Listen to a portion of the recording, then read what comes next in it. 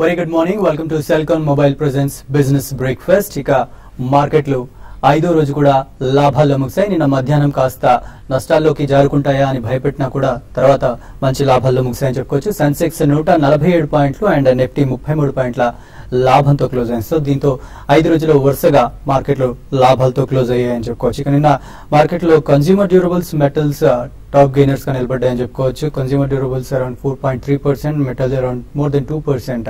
Overall sectorial wise గా లాభపడ్డాయని చెప్పుకోవచ్చు. Overall గా చూసుకున్నట్లయితే అన్ని సెక్టర్స్ కూడా మంచి లాభాలు ఉన్నాయి, ఎక్సెప్ట్ ఐటీ అండ్ టెక్నాలజీ మాత్రం కాస్త ప్రెషర్ కు లోనయ్యని చెప్పుకోవచ్చు.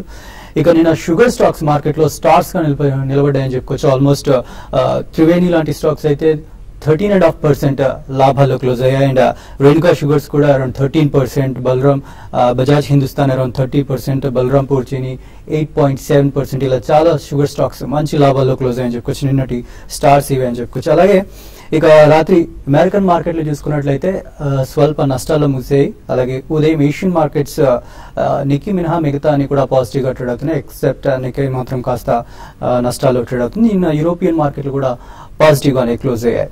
సో నిన్న క్రూడ్ విషయానికి వచ్చినట్లయితే నేను ఆల్మోస్ట్ మోర్ దెన్ 3.5% క్రూడ్ పెరిగి $52 చేరింది. సో ఆగస్టు లోస్ తో పోల్చుకుంటే, అంటే ఆగస్ట్ లో ఉన్న లోస్ తో పోల్చుకుంటే 27% ఓవరాల్ గా ఇప్పటి వరకు క్రూడ్ లాభపడింది.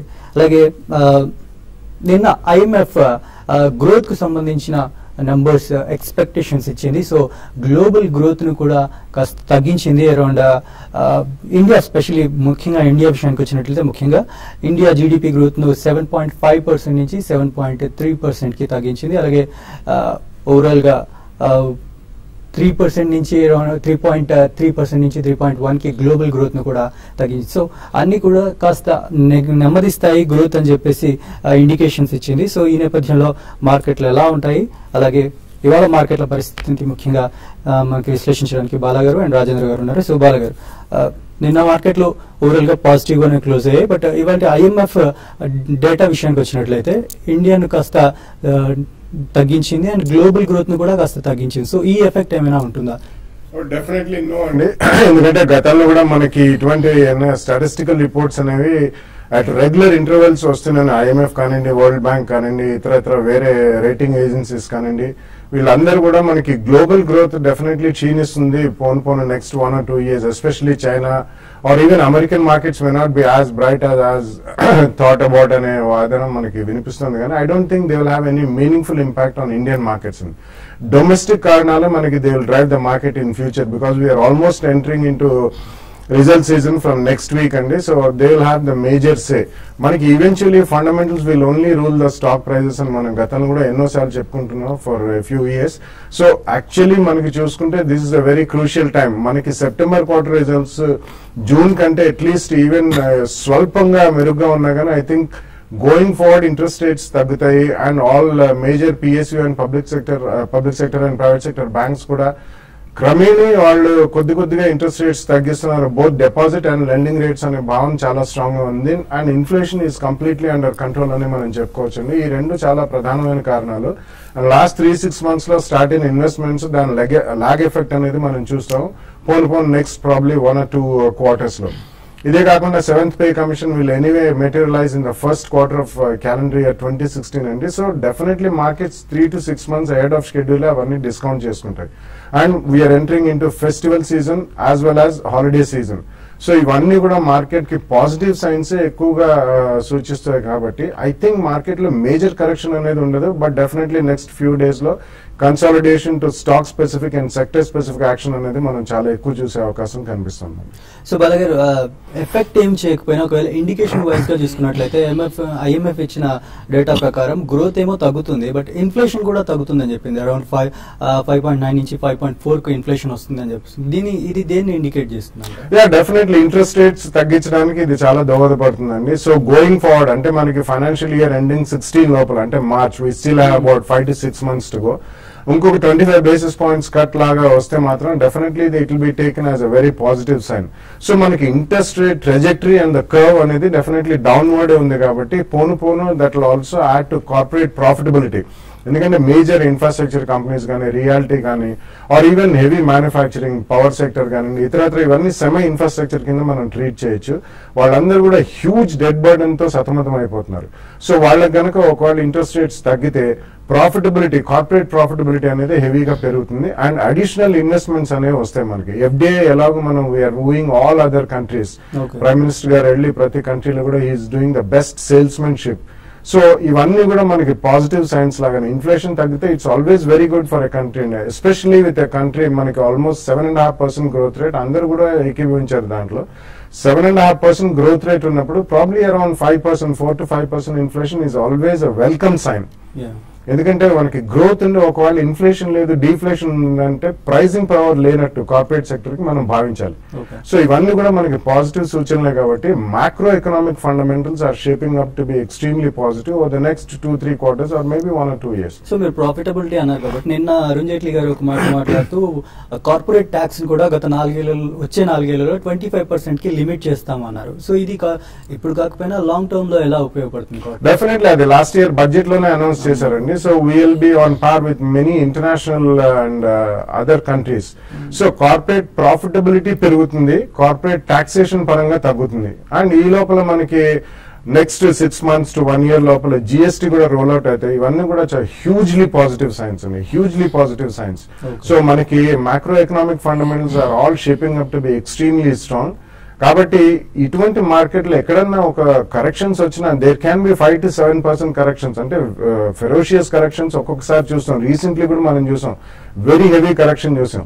సో అటువంటి ఎప్పుడన్నా వచ్చినప్పుడు definitely people should fully loading to stocks అని చెప్తాను. ఎందుకంటే నెక్స్ట్ 2-3 years లో మనకి best rate of return stock market లోనే వస్తుందని చెప్పొచ్చండి. ఓకే.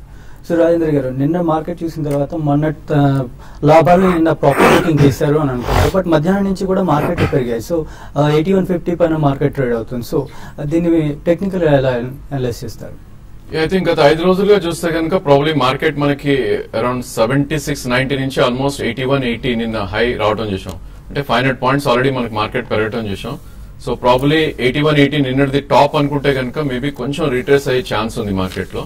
అదేవిధంగా 8225 ఏదైతే గ్యాప్ ఫిల్లింగ్ మనం గత కొన్ని రోజులుగా అనుకుంటున్నాం, ప్రాబ్లీ అది కూడా ఫిల్ చేసి అటెంప్ట్ చేసింది మార్కెట్.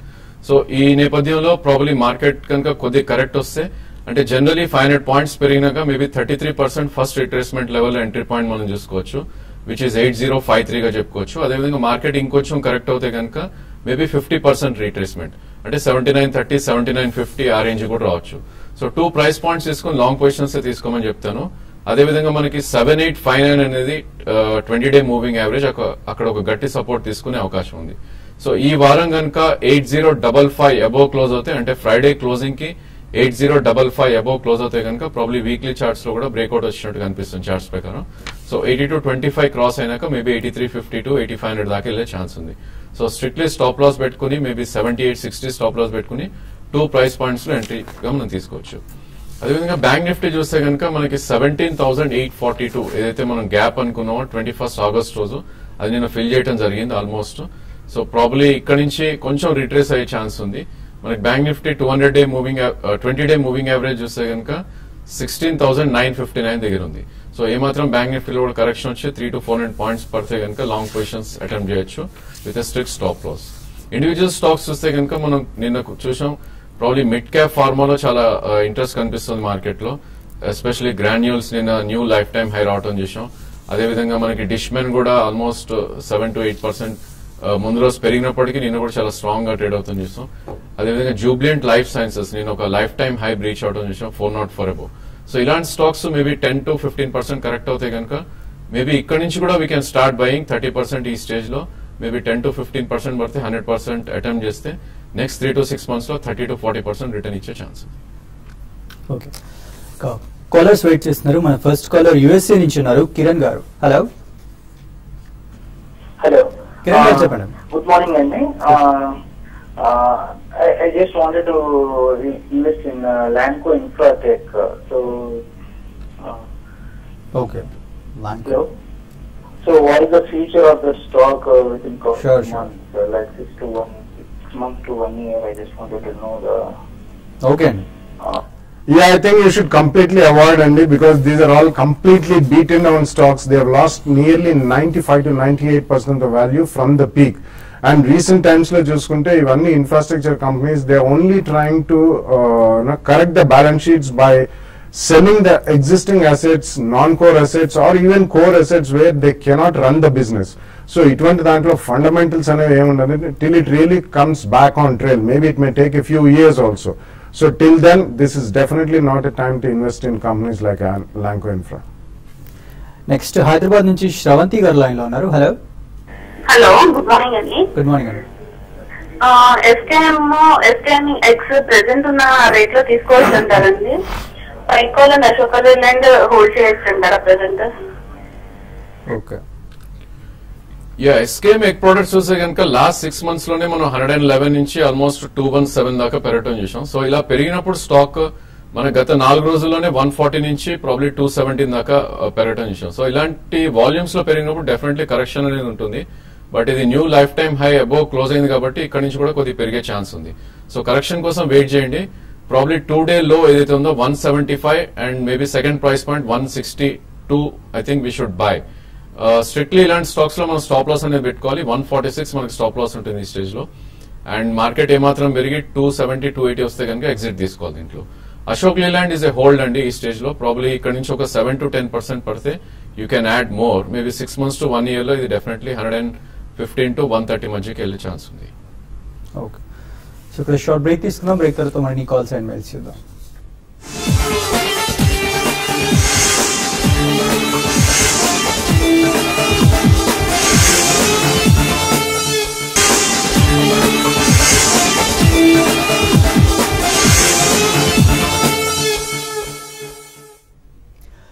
Welcome back. మన నెక్స్ట్ కాలర్ లైన్ లో ఉన్నారు. బ్రహ్మ గారు చెన్నై నుంచి ఉన్నారు. హలో హలో, చెప్పండి.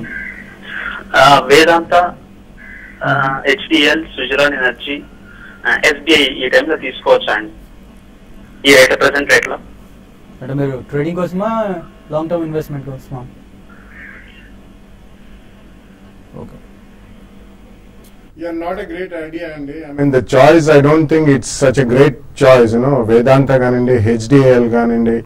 SBI probably you can look at it after the September quarter results and endukante I think oka bottom ante I think major downside matram ikkadi nunchi kanibitలేదు, but you should always buy it in 2 price points, that to post September quarter results.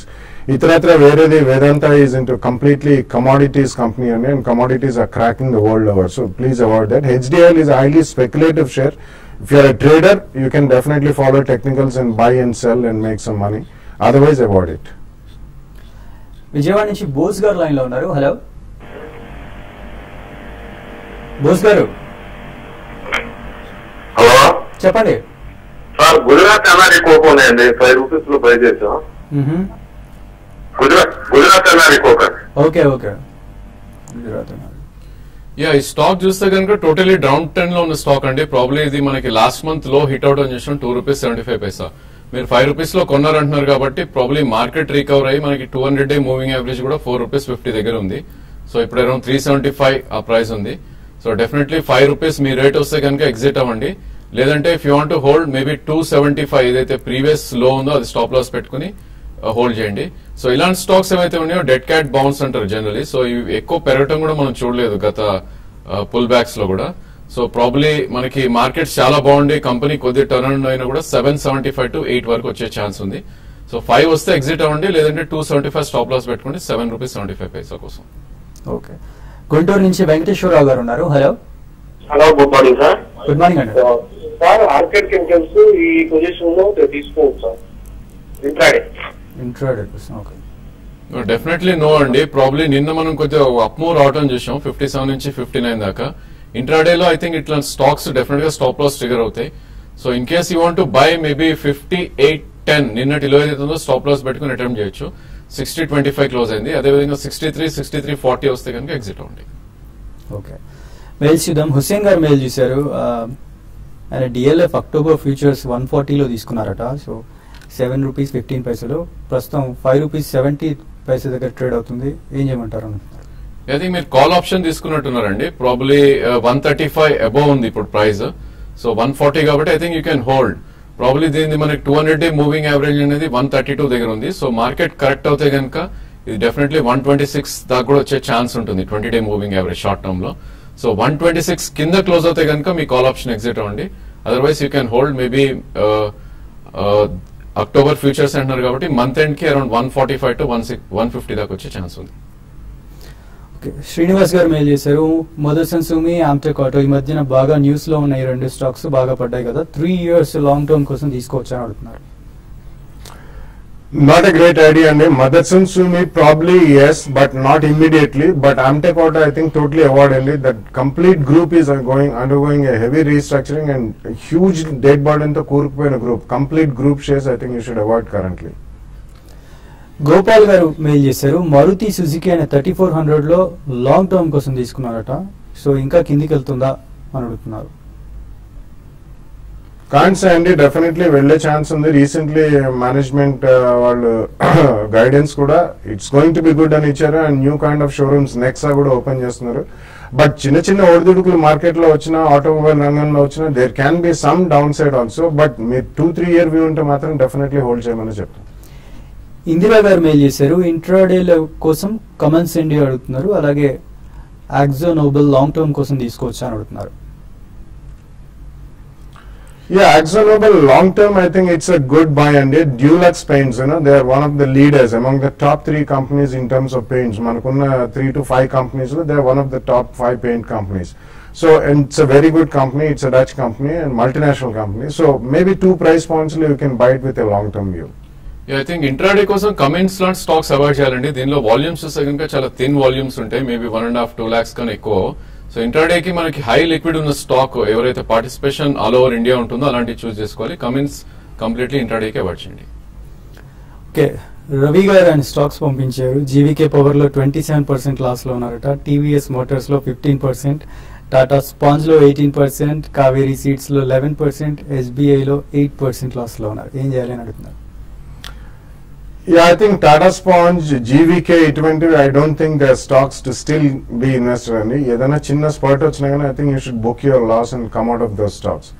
ఇతర maybe Kaveri Seeds, maybe it's going through a lean phase, but next 2-3 years idea ఉంటే మాత్రం I think you should hold the stock. Next Srinivas గారు mail చేశారు, IL&FS transport, Andhra petrochemicals, HEG company వీటి గురించి చెప్పండి అని అడుగుతున్నారు. ఐఎల్ఎఫ్ఎస్ ట్రాన్స్పోర్ట్ చూస్తే కనుక ఒక డౌన్ ట్రెండ్ లో ట్రేడ్ అవుతున్న స్టాక్ అండి. ఈ స్టాక్ 257 నుంచి కంటిన్యూస్ గా లాస్ట్ 12 months లో ఆల్మోస్ట్ 9900 రావడం చేసాం. సో ఇది కంప్లీట్లీ అవాయిడ్ చేయండి ట్రేడింగ్ కోసం ఆర్ ఇన్వెస్ట్మెంట్ కోసం అయినా కూడా. ఆంధ్ర పెట్రో చూస్తే కనుక ఓన్లీ బాంబేలో లిస్ట్ ట్రేడ్ అవుతున్న స్టాక్, దీనిలో కూడా వాల్యూమ్స్ ఎక్కువ ఉండవు. So probably last couple of weeks గా చూస్తే కొద్దిగా అప్ ట్రెండ్ లో ఉన్న స్టాక్. సో ఈ స్టాక్ కనుక 1670 అబోవ్ కనుక ట్రేడ్ అవుతే అట్లీస్ట్ 3 days మేబీ 22-23 దాకా వెళ్లే ఛాన్స్ ఉంది. సో అక్కడ ఎగ్జిట్ అయ్యే ప్రయత్నం చేయండి. ఓకే, నెక్స్ట్ సుబ్బయ్య గారు మెయిల్ చేశారు, మెటాలిసిట్ ఫోర్జింగ్ 36 rupees లో బై చేశారట, ప్రాఫిట్ బుక్ చేసుకోవచ్చా ఇప్పుడు అని అడుగుతున్నారు. అలాగే ఎస్ఎంఎస్ ఫార్మా 510 లో బై చేశారట. మెటలిస్ ఫోర్జింగ్ గతంలో ఇది అహ్మద్ నగర్ ఫోర్జింగ్ అండి, ఆమ్టెక్ గ్రూప్ కంపెనీ. ఇప్పుడే మనం చెప్పడం కూడా జరిగింది. ఐ థింక్ ప్రాఫిట్ బుక్ చేయొచ్చు. If you're in profits I think ఇటువంటి కౌంటర్స్ లో తప్పకుండా ప్రాఫిట్ బుక్ చేయాలండి. SMS pharma you can hold it for some more time because ఇవన్నీ కూడా మేజర్ నెక్స్ట్ 1 or 2 years లో they will be hugely profitable. And recently వాళ్ళు split కూడా announce చేశారు. I think you're sitting on decent profits. కానీ quantity ఎక్కువ ఉంటే మాత్రం సెప్టెంబర్ క్వార్టర్ రిజల్ట్స్ వచ్చిన తర్వాత కొద్దిగా ప్రాఫిట్ మాత్రం బుక్ చేయండి. ఓకే, మరొక శ్రీనివాస్ గారు మెయిల్ చేశారు, ఓకార్డ్ 1477 లో తీసుకున్నారట, సో అడ్వైజ్ మీ అంటున్నారు. ఐ థింక్ షార్ట్ టర్మ్ కోసం అయితే హోల్డ్ చేయండి. ప్రాబ్లీ మనకి నిన్ననే ఒక బ్రేక్అవుట్ రావడం చేసాం. 1524 I think is the price అనమాట. 1524 మీరు స్టాప్ లాస్ పెట్టుకుని హోల్డ్ చేయండి. డెఫినెట్ గా ఈ సిరీస్ లోనే మేబీ 1670 నుంచి మేబీ 1740 దాకా వెళ్ళే అవకాశం ఉంది. సుమంత్ గారు మెయిల్ చేశారు, IOC, HPCL, Yes bank, HDFC వీటిలో కాల్ ఆప్షన్ తీసుకోవచ్చు అని అంటున్నారు. I think HPCL and Yes bank attempt చేయొచ్చండి. Probably in the money call option మీరు అటెంప్ట్ చేయండి. అది కూడా 4 to 5 rupees స్టాప్ లాస్ పెట్టుకుని అటెంప్ట్ చేయండి రెండు కూడా. ఓకే, అలాగే కేకే సింగ్ గారు మెయిల్ చేశారు, west life developers 3 to 6 months కోసం తీసుకోవచ్చు అని అడుగుతున్నారు.